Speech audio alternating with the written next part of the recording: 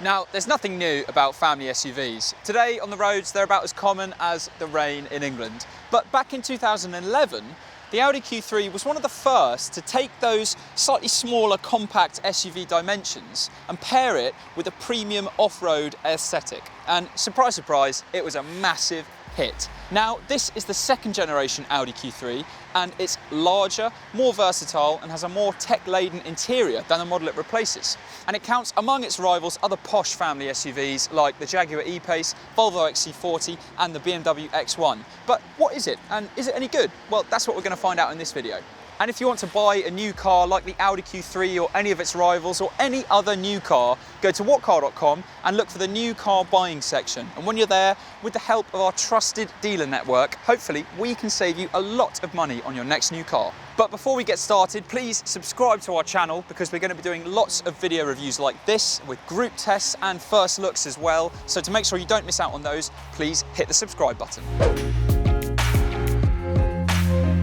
Lots of things have changed since 2011. Obviously the English weather hasn't, but in Audi's lineup they've added the Q2 SUV since the first Q3 was around. So with this new Q3, they want to make sure they completely differentiate between the two models. And one of the main ways they can do that is in the styling. So you can see in the new Q3, it's very different to the old one. It has a more chiseled look. It's got these prominent lines down the side. It's got really strong haunches at the back. And perhaps the biggest change of all is at the front, it borrows the octagonal grille from the Q8, which is Audi's new flagship SUV. And it gets these slimmer LED headlights as standard as well. So another way that Audi's tried to make the Q3 different from the Q2 is by simply making it bigger. So this second generation Q3 now is 97mm longer than the previous Q3. And the distance between the front and rear wheels, which basically means how much room there is inside for passengers, that is now 78mm longer as well. So hopefully it has a nice spacious interior. Now inside, everything typically feels brilliantly screwed together and it's a really high quality cabin. There's plenty of soft touch materials on the dashboard there and on the door as well. And actually this metal effect trim around the infotainment system looks really nice. It's very easy for something like that to look a bit cheap and nasty, but here it's executed very well. However, if you look a bit lower down on the dash, there are a few scratchy and cheaper feeling plastics, like down here around the center console. Now that isn't necessarily too bad, but it's something you'd expect to find on a Volkswagen rather than a posh Audi. And it does just mean that a Volvo XC40 wins the battle of perceived interior quality against the Q3. But now let's take a look at some of the other new interior features. The Q3 is another car that offers a voice command system for the driver. Now, it's not like a BMW or a Mercedes where you have the "Hey Mercedes" thing and then it suddenly springs into action. With the Q3, you have to press a button. How boring is that? So you have to press this button on the steering wheel, navigate to London, and it does the rest. This car doesn't have it, but you can now specify Alcantara on the doors and instrument panel surround. You can even get it in orange. There are 4 seat upholstery options, from cloth to faux leather and Alcantara combo. In S-Line, we've got a cloth and leather combo. The center console is angled 10 degrees towards the driver to make things within easy reach. However, the infotainment system is still a bit low down on the dash, so it's easy to reach, but a bit more difficult to look at while you're driving. Even entry-level models get a 10.1-inch touchscreen as standard, running Audi's latest MMI technology. Audi's fantastic virtual cockpit is standard, turning the digital display into a fully configurable screen. It's 10.25 inches as standard, but you can upgrade to this bigger 12.3-inch version. There are a few different sound systems available. A 6-speaker setup is standard, but this model has got the optional 10-speaker Audi sound system with 180 watts. You can even upgrade to a Bang & Olufsen system, which gets a whopping 680 watts. It's a pricey option, but comes as standard with Vorsprung. We know minimalism is popular, but this blank area next to the volume control looks a bit odd. Maybe Audi could have put some infotainment shortcut buttons down here instead. The door handles are a dogleg shape, which looks interesting, but means they sometimes slip out of your hand. Now, what about the space that's on offer in the Q3? Well, up front there is loads of room, plenty of legroom, plenty of headroom, and there's a good range of adjustment in the steering wheel and the seat. The only negative is that you have to pay extra for adjustable lumbar support on everything apart from top spec Vorsprung trim. But still, the seats that you get are very comfortable and you have a really high set seating position. So visibility and the view out of the road ahead is very good. You also get rear parking sensors as standard, although a bit stingy, you have to pay extra for a reversing camera, and you can also pay extra to get a 360-degree camera and some self-parking features too. But now, what about the storage that's on offer up front? Well, we'll give you a quick tour. Starting with the door bins down here, they're a pretty decent size. You can fit a small or even a larger bottle down there, no problem at all, with some other bits and pieces. Then on the center console at the back, you have this storage compartment down there, again, good size. And further up, you have this place, somewhere perhaps for the key, but with this car, it's not keyless entry and not keyless start, so I'm not sure when you'd actually want to leave the key there, but still, maybe the house keys can go there, that's it. And then next to it, you've got the 2 cup holders as well, and in front of that, in front of the gear stick, you've got a space for your wallet and your phone, and you can also pay extra to turn this into a place for wireless charging. The good thing about these storage areas as well is that the bottom of them is non-slip, so if you put your phone and your wallet there, it won't slide around and fall all over the place if you're going around a corner. There's 2 USB ports here as well.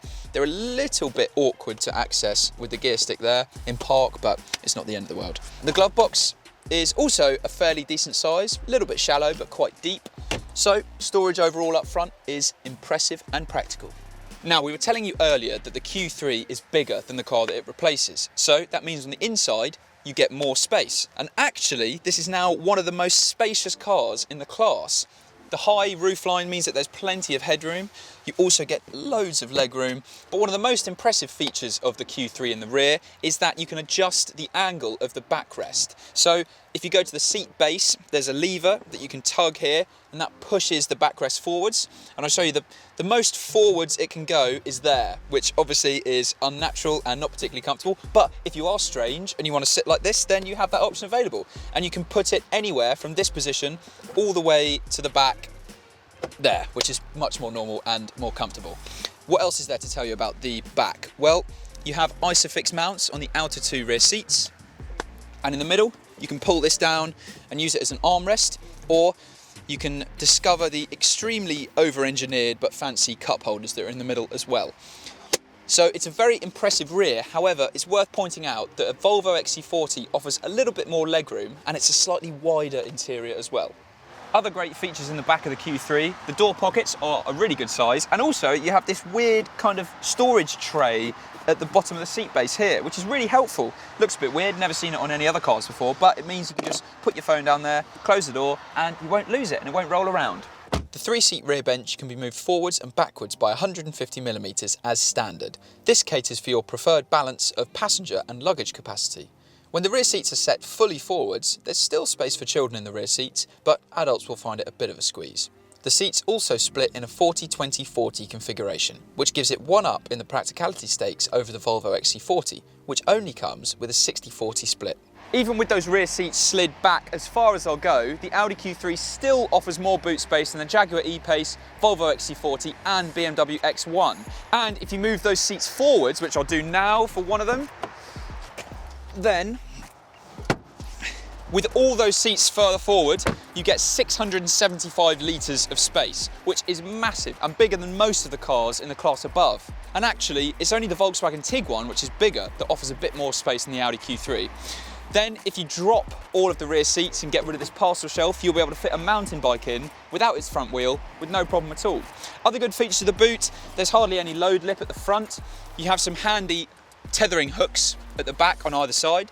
There's also some storage pockets either side of the entry as well, with a helpful 12-volt socket down here. There's not really any specific underfloor storage, but you can see there's room for a spare wheel if you've opted for one, or for a subwoofer if music is more important than wheels. And at the back you've got a couple of helpful storage compartments and a storage net thrown in as well. The Q3 has a relatively high starting price, but it should hold on to its value well, and that means PCP rates and leasing options are competitive. And the Q3 is slightly cheaper to buy and run over 3 years than an equivalent Volvo XC40. That's whether you're buying privately or as a company car. Fuel economy and CO2 emissions are also pretty competitive against its rivals.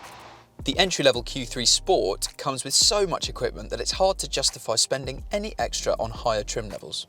Audi finished a relatively disappointing 20th out of 31 manufacturers in our latest reliability survey, but that was still enough to put it above Jaguar and Mercedes. Every Audi also gets a 3-year 60,000 mile warranty, which matches what you can get with Skoda and Volkswagens, but falls a little bit short of Mercedes and BMW. Both of them offer 3-year warranties with unlimited miles. The Q3 comes with automatic emergency braking as standard. Other safety features like lane keeping assistance and adaptive cruise control are optional.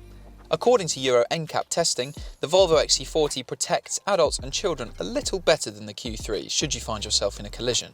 Still, the Q3 did manage the second best Euro NCAP crash test rating of 2018. So, sorry about the weather, but this is England in spring, so what else did you expect? Anyway, let me tell you about the Audi Q3 on the road. And it's available with 4 engines in the lineup, so that's 3 petrols and 1 diesel.